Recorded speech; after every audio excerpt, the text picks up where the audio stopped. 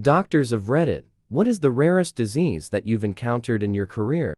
Rare and interesting would be pentalogy of Cantrell, which has the heart outside of the chest because the sternum has not fused. It's seen it before with just a bit of the heart on view, but with this kid, it was completely out. You could see pretty much the whole heart with the aorta and lung vessels. All that was holding it, the heart just beating away. I'd done adult cardiac for a bit, but this was a little different. Tiny. We covered it with the polystyrene cup until the kid went or theater to have it pushed back inside. It's meant to be 1 to 65,000 live births. MQD saber. It's a rare form of scleroderma that makes your skin looks like you've been cut by a knife down the center of your face. This poor lady's mandible actually split in half. The rarest I've encountered is kid syndrome keratitis, ichthyosis, deafness. A 5-year-old, very sweet, blind girl who literally had rough, thick, opaque skin on the surface of her eyes. Pseudocyesis, or hysterical pregnancy, in a woman who was an inmate in the psych wing of a prison I rotated through. She thought she was pregnant with Jesus's triplets and had grown a massive pregnant-looking belly, was producing milk, etc. Gorham's disease, aka vanishing skull syndrome. A softball-size area of my patient's skull disappeared and left behind a soft spot. She ended up with a plastic plate to protect her brain. Crazy disease.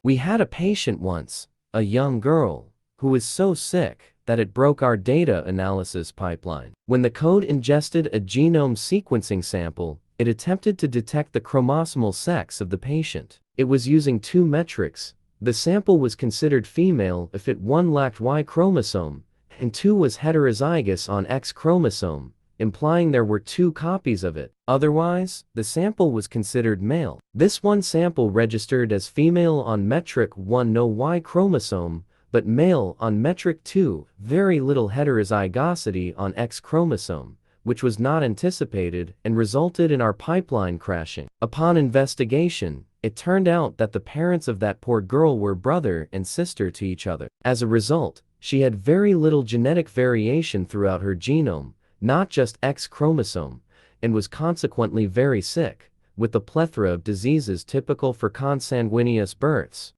Harlequin ichthyosis. In med school, there was a baby born with this. Basically, their skin scales up and peels, removing that very important barrier. So kids born with this don't live long. She was just a couple months old and had not yet left the hospital since birth.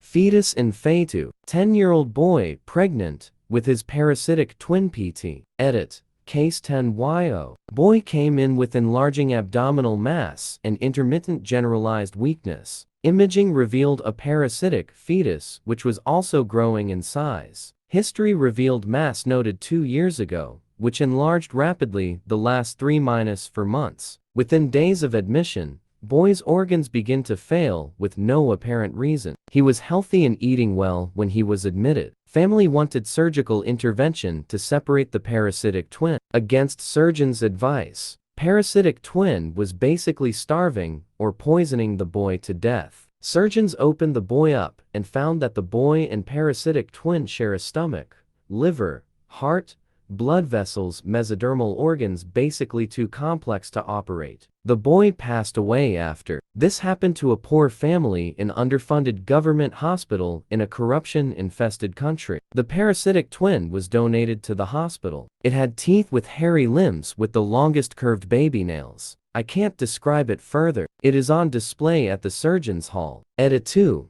This happened years ago, before the age of smartphones. The hospital team tried to have the tissue studied for academic purposes. There was a case report about it presented in a local medical congress, but as this happened in a third world country with limited resources, nothing came of it. I live and work in a different country now.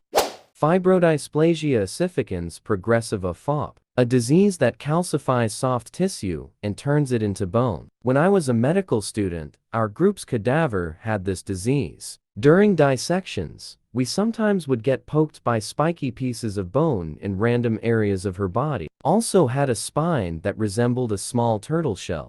Walking corpse syndrome, Cotard delusion. 17 years in mental health, and I've seen it once. The belief that some or all of you is dead. The guy was so certain he was dead, he believed he was a zombie. Maybe not the rarest, but saw a 4 to 5-year-old patient with Lesch-Nyhan syndrome on my PEDS rotation in med school. It's an X-linked recessive disease that a quick Google search tells me affects about 1 in every 400,000 individuals. It's due to a mutation in an enzyme involved with DNA recycling. The thing all med students remember about it is, for whatever reason, these patients have a tendency to self-mutilate. My specific patient had to have a procedure to have all his teeth removed, because he would terribly bite his arms unless he was physically restrained. I believe he had an older brother that went through the same ordeal. So sad. But definitely one of the more memorable cases from med school.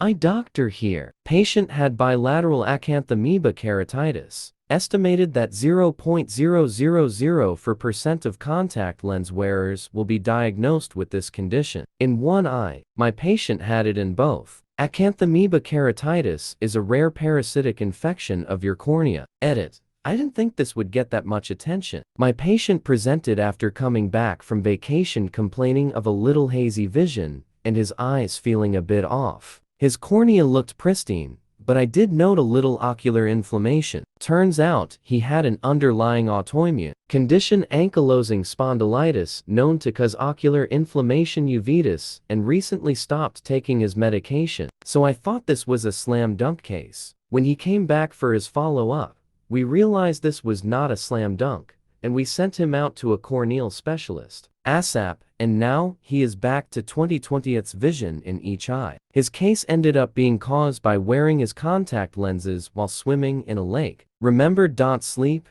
shower, or swim with your contact lenses on. And make sure to visit your eye doctor for regular checkups.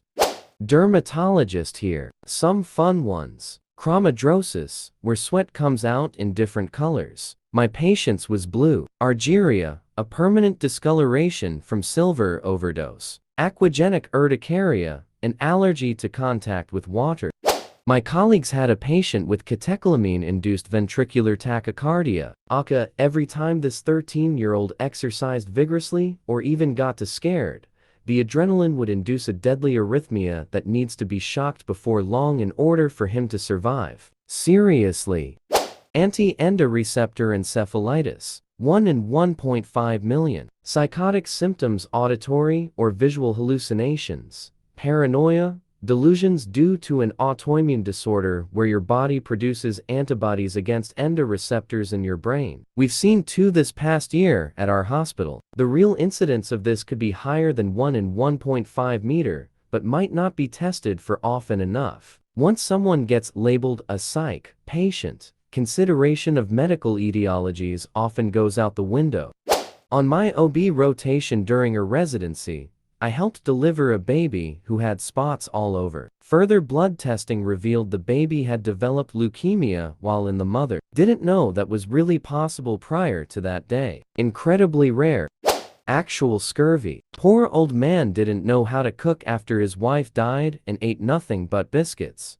Patient admitted for something unrelated, starts deteriorating for no discernible reason. Has some mild generalized abdominal pain, but other than that, no specific symptoms. However, he keeps worsening to the point where he's barely hemodynamically stable. On the abdominal contrast CT, there's fluid everywhere. Organs pushed against the abdominal wall. Just one enormous gray puddle from the top of his pelvis to his diaphragm. And then, at some point, there's a scribble of white pretty much smack dab in the middle of it all in this context, signifying active bleeding. It was shaped like the world's smallest firework pop, and it was nowhere close any major vessel. Everyone was dumbfounded for a hot minute. It turned out to be a spontaneous, atraumatic rupture of the cystic artery. No surgeon in the building had ever seen one. Dude underwent embolization and made it out completely unscathed.